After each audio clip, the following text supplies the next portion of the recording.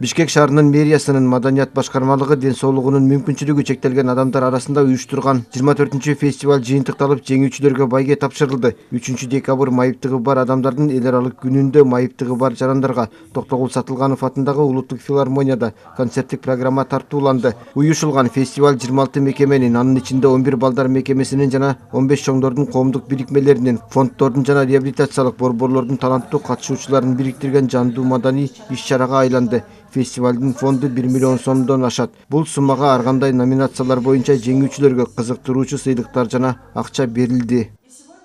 Основной целью мероприятия, конечно же, является фестиваль таланттын көргөзмөсү гана болбостон, анын уникалдуу маданий иш-чара катары ролун ырастап, ден соолугунун мүмкүнчүлүктөрү чектелүү адамдарды чыгармачылык менен чагылдыруу жана коомго тартуу үчүн маанилүү аянтча болуп калды. Катышуучулар ыр, би, музыкалык өнөр, шахмат боюнча күч сынашып, кол өнөрчүлүк боюнча эмгектерин тартуулады. Сынакка коюлган спектакльдер менен буюм эмгектерин курамына эмгек сиңирген артисттер, сүрөтчүлөр, жогорку окуу жайлардын окутуучулары жана маданиятынын отличниктери кирген калыстар тобу баалады.